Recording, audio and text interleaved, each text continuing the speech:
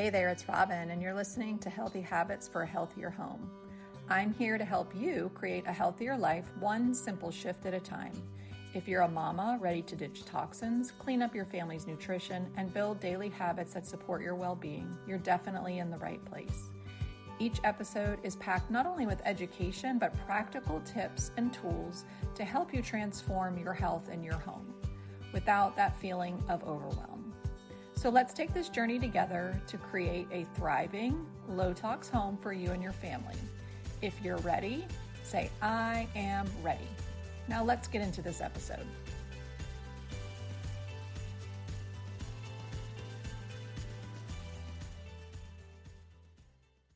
Hey y'all, welcome back to today's episode on the Healthy Habits for a Healthier Home podcast. I'm Robin, your podcast host, and I'm so excited that you're here today. I want to invite you into what I would consider to be just a little chat about what home really means. Because when we read the Healthier Habits for a Healthier Home, I think home has different meanings. And so I wanted to clarify that today in a solo episode. So what does home actually mean? Not just the four walls that you live in, because of course that is our home. That is our physical home. But we also have an inner home, which consists of our heart, our mind, and our spirit. So when we're talking about these healthy habits, some are going to be for your physical space, but others are going to be for your internal being, because in order to have holistic health, we need to nurture not just the physical part of ourselves, but we need to nurture that internal home piece that allows us to have peace. It allows us to find joy. It allows us to really dig deep into a healing that some of us may need from things that have happened to us over the course of our years. So we're going to explore some simple ways to create healthier spaces inside and out so that you can feel more grounded, more vibrant, and truly at home in your life, not just in the four walls that you live.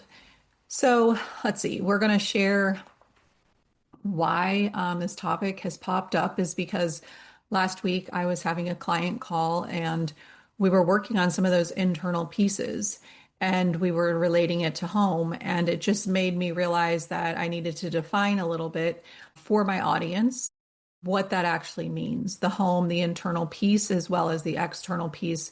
I often talk about primary foods and secondary foods. And for those of you, if you're new to this podcast, primary foods are all things off your plate that feed your soul. And secondary is all the food on your plate.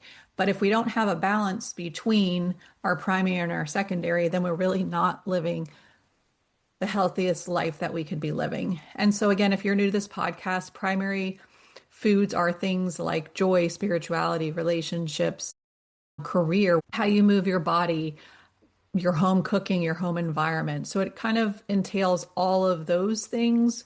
And then obviously secondary food is the nutritious, nutrient-dense foods that we will feed ourselves to create that best wellness.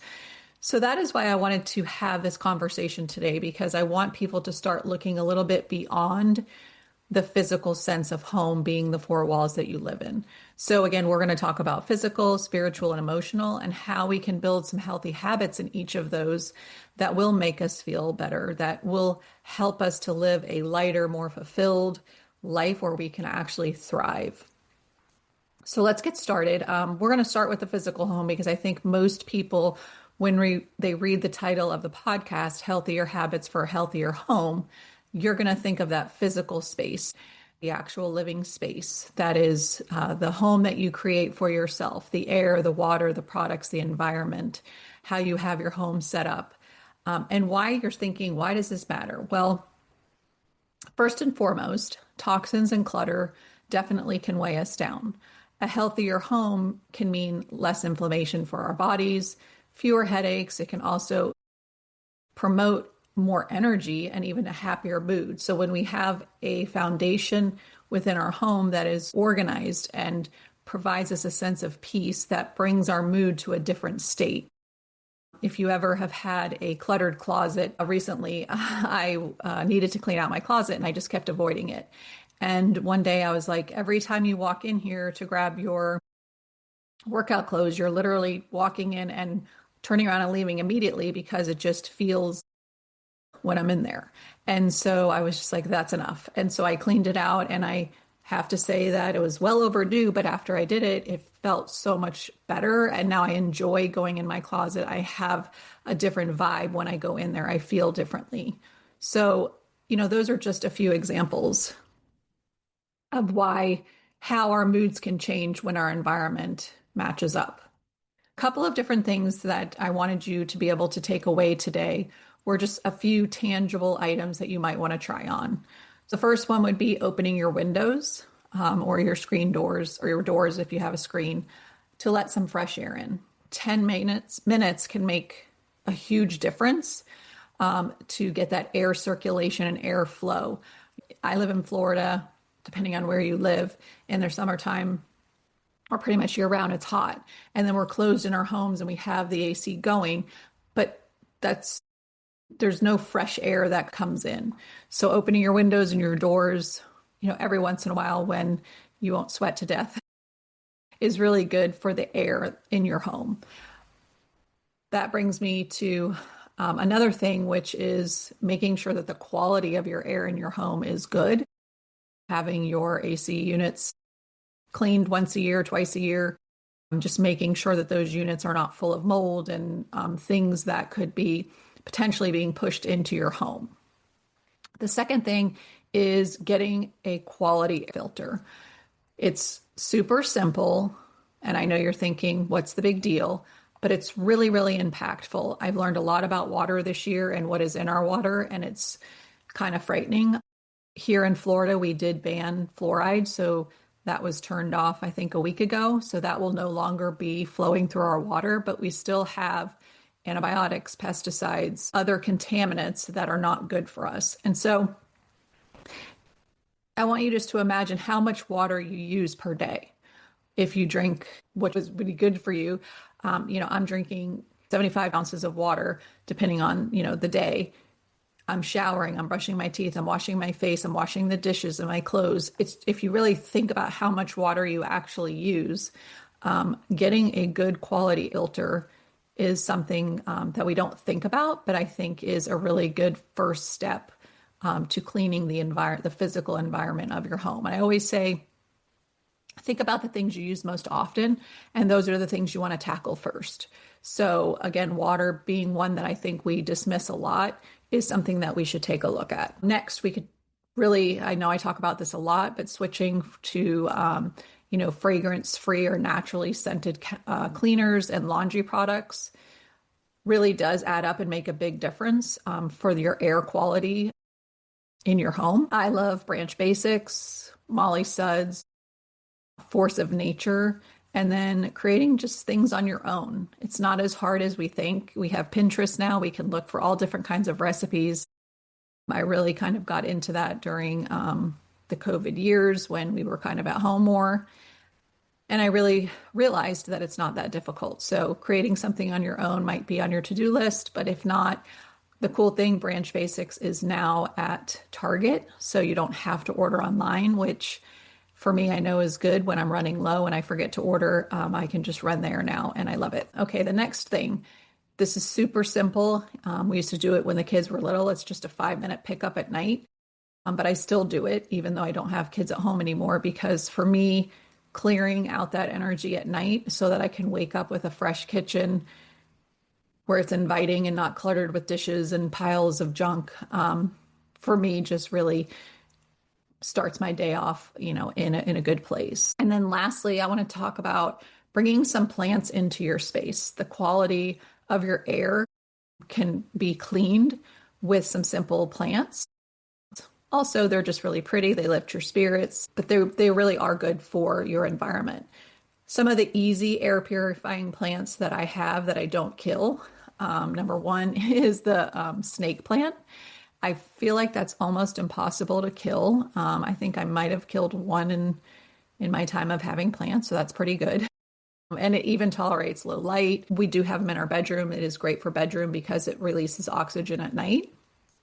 Spider plants, so spider plants is a second plant, and what they do is they remove carbon monoxide from our air. And I think that's super important. They're also cute and super, super easy to take care of. Peace lilies, if you don't know what those are, they're really, really pretty and they have these little white flowers and they help filter ammonia and VOCs from paint and things like that.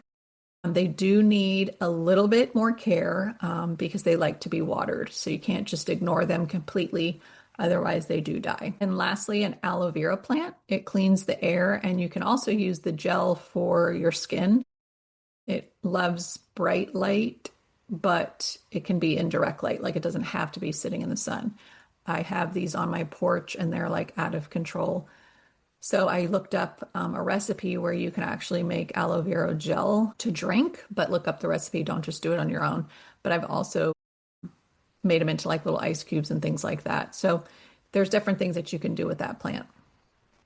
So getting a couple plants, even putting them together in little clumps, really creates an environment where they all thrive and they'll be able to clean your air more efficiently. And lastly, taking off your shoes at the door.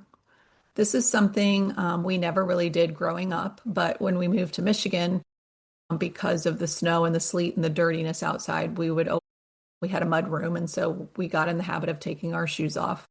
And I've kind of carried that forward through most of our life. I'm not neurotic where when we have company over, I make everybody take their shoes off. However, if you actually thought about really what the shoes bring in the house, it's kind of gross, especially when you have little ones crawling on the floor, walking on the floor, dropping something on the floor, picking it up. And, my kids have that like 5-second rule. And it's just like, no, that's so gross.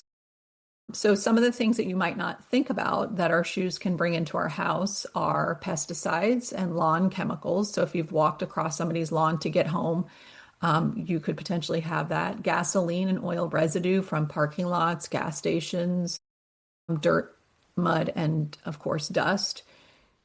Bacteria from sidewalks, parks, and public bathrooms. Animal waste particles. Yes, so that's so gross. But even if you don't see it on the sidewalk or in an area where you're walking, there is still those little particles that could get picked up by your shoes.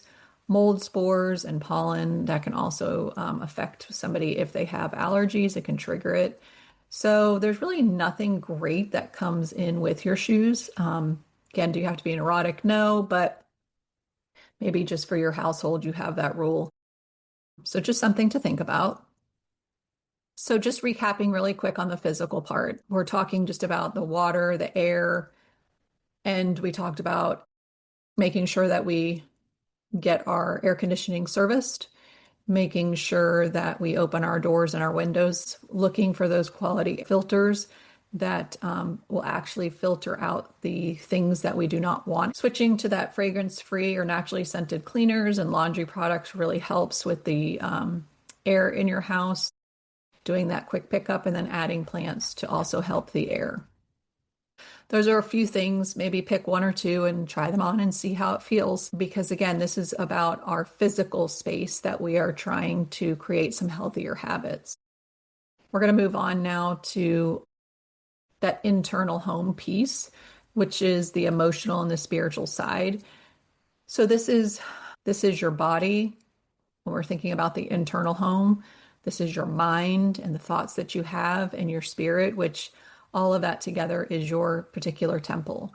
And so how we treat that inner home, right? How we care for that inner home really is a reflection on the outside of how you behave, how you serve, how you act, the thoughts you have. So it matters because, we carry our inner home with us everywhere we go. So if our thoughts are not aligned or serving, if our beliefs or our nervous systems are cluttered or toxic, it ripples out into other things that you do in your life.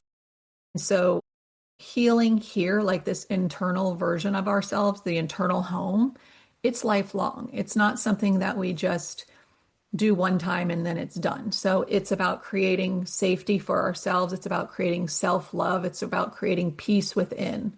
And that is an ongoing healing, lifelong journey. Again, I'm not 100 years old, but I am in my 50s. And I can certainly say it's an evolution as you grow and experience and gain wisdom. So today, just for today's podcast, we're just going to talk about a couple of those 1% shifts that we can do to create healthier habits for our internal home. The first one is really staying focused on what is good in your life, what brings you peace, what brings you joy, because all of those things, and not that everybody's life is always all of these things, but when we choose to focus on that rather than the challenges that we are going to go through and that we are going through, it helps to rewire our brain, which can help to reduce our cortisol levels. And honestly, who doesn't want that? Especially in this midlife, mothering chapter, keeping our cortisol levels balanced, if you will, is definitely a win. The second thing is questioning thoughts that come up during the day. I find this to be something that, as I've grown over time and gained wisdom, I'm able to get a handle on a little bit better. But back in my earlier 20s, it was definitely something that I was not good at and really just did not have the tools. So the first thing is listening. It's pausing and it's listening to the questions, listening to those thoughts that are coming up during the day, but then pausing and asking ourselves, is this true? Is this something that is serving me or to me in a way that will expand myself, keep my inner home balanced, and in a way that I'm going to be able to create health and longevity in the future? And if the answer is no, then it is about talking that through that so that that thought no longer stays at the forefront of your mind. This takes practice, it takes courage, it takes challenging those thoughts. And it is definitely something that every person I've ever come in contact with, clients, friends, family, could definitely stand to gain some tools and work on. Some of the tools, starting your day with a 2 to 5 minute gratitude or prayer. It just really helps us to start our day focused with intention on what is good. Being grateful, having an attitude of gratitude really does change the way that our mind and our body physically works by having more positivity. And it's not to play down the challenges that we go through, because we will all go through those things, but it's just about looking at them in a way that doesn't allow them to overtake, your internal home, if you will. So starting with a gratitude or a prayer, trying some breath work, or just simply pausing and taking 3 slow, deep breaths when we feel stressed, when we feel, our internal home becoming, having a sense of chaos. So to me, pausing is a golden tool. It has been that for myself. It's been that for most of my clients, because it stops things in motion. When we intentionally pause, if we're in a chaotic, challenging situation, and we have the intention to pause and to take a few deep breaths and allow ourselves to come back to more of a balanced state, then we can, number one, begin to regulate our nervous system, which will allow us to have better thoughts around the thoughts that we're having and be able to put those thoughts in its place. Is this serving? Is this something that is going to grow me in a way that makes sense? Is this truth? I think that statement in itself, that question that we ask ourselves, is so important. And I think it's something that is very underutilized.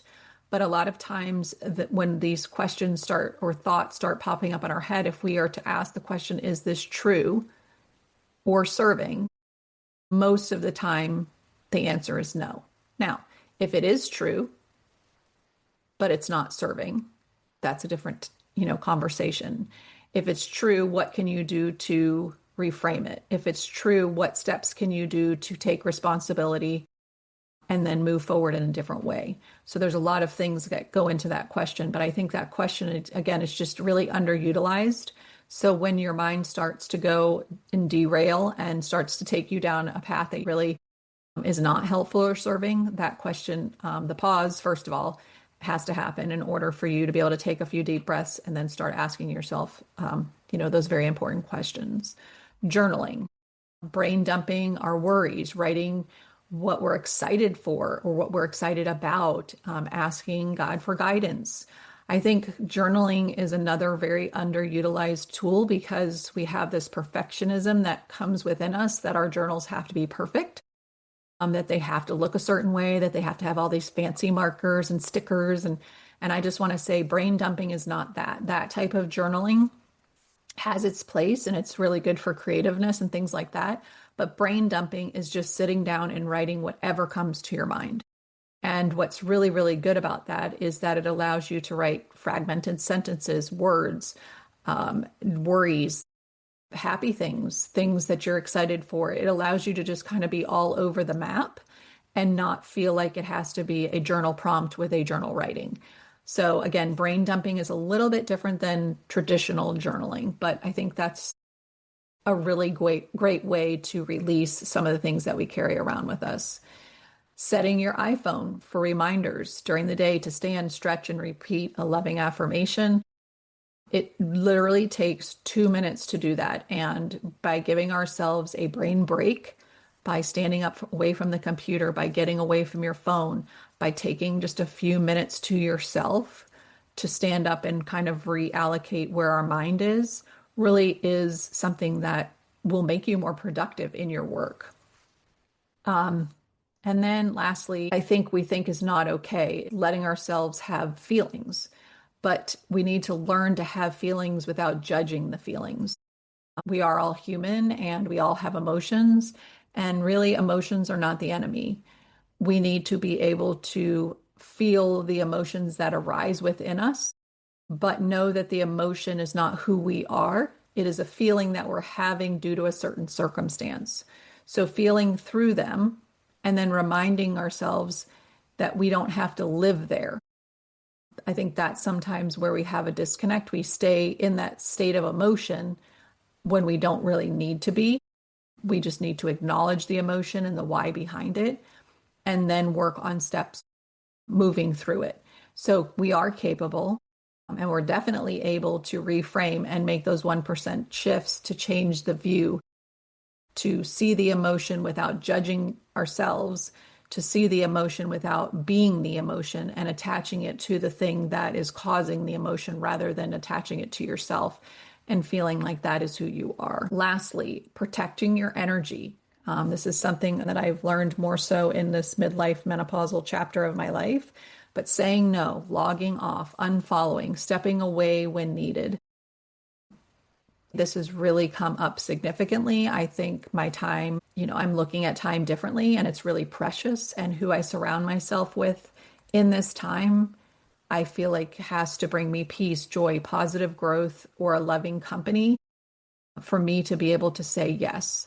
I can no longer say yes to things that drain my energy, are not serving to where I want to go. And these used to feel like more selfish things, but now I understand, probably being in this midlife chapter, that it's not being selfish. It's just knowing where I want to grow. And in order to grow to something different, you have to do something different. So some of those things, again, for me, have just come recently in the last few years. And I think definitely empty nesting and going into this midlife hormonal fluctuations and all of the fun things of life have definitely brought a lot of this to light. And I'm super grateful for it. And then, very last, but we always talk about creating those habits, creating those rituals that nourish, our spirit, that nourish our mind.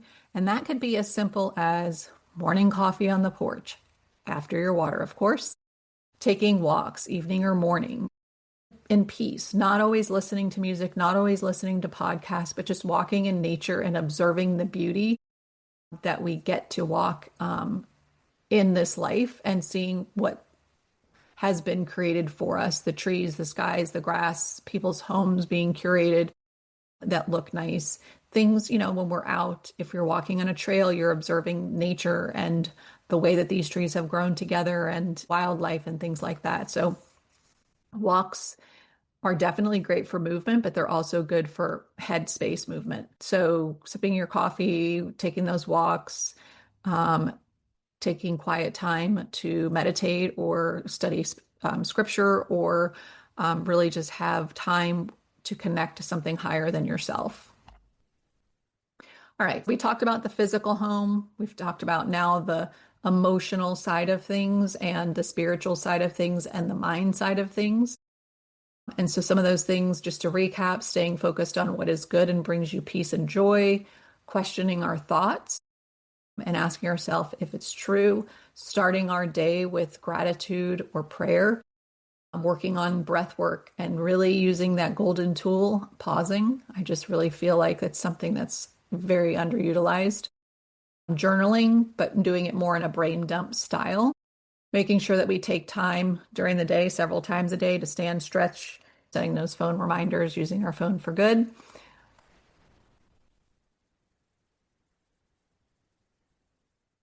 And then making sure we let ourselves feel those feelings without judgment, I think is super important. And protecting our energy, of course. And creating those routines and those rituals that incorporate all of those things will really help us to nourish that home that lives inside of us. All right, as we wrap up today, I just want to remind you that true wellness is holistic, which means body, mind, and spirit and environment. So that's those primary foods and your secondary foods. And a favorite quote of mine, it's by an unknown author. It says, "You deserve to feel at home in your body, your space, and your life." Sometimes, we do the space part, but we forget about the body part. So I like that quote as a good reminder. And now I'm just going to encourage you this week just to pick one small habit, whether it's your physical home or your internal home, and try on, one or two and just see if you notice a difference. And maybe it's not going to happen the first time, but maybe after a week or so, you will start to notice some positive changes by implementing some of these small shifts. If you do try on any of these habits and you would like to share them with me, I absolutely would love to hear what resonated with you. You can send me a DM or you can post on the Instagram post when I launch this episode. You can also rate and review this episode and share it with another mama that might need to hear this information, because maybe you know someone who is, nurturing that internal home but not their physical home, or maybe their physical home and not their internal home. And we definitely can share this and help another mama out. So I want to, again, always thank you guys for listening. You're never alone on this journey. And, not only am I here cheering you on, but everybody who listens to this podcast is in this community and in this group for a reason. And it is because we are here to support each other. So, jumping on Instagram, finding those people over there, having conversations, it is truly a way to grow yourself. And I think that is something that we are all here for. This podcast is here for you to give you tips and tools, but it's also a great place for you to connect with like-minded individuals that are on the same road to healing as you might be on. So thank you again for coming on, and I look forward to hearing from you guys, and I'll see you all next week. Have a great rest of your week. That episode had so many great takeaways. I hope you feel inspired and more empowered to make small 1% shifts on your wellness journey this week. I'd love to hear what resonated with you. If you want to leave a review, share your thoughts, and let me know how you're going to be implementing these 1% shifts into your life. And don't forget to subscribe and share this episode with another mama who could use a little wellness love. Want to stay connected? Join me on Instagram and Facebook at Live Life Balanced with Robin. Check out my website at livelifebalancedwithrobin.com for more resources, and grab yourself some freebies while you're there. Until next time, I hope you find peace, love, and light by breathing, being present, and allowing for all possibilities to come your way. See y'all next week. Love to y'all.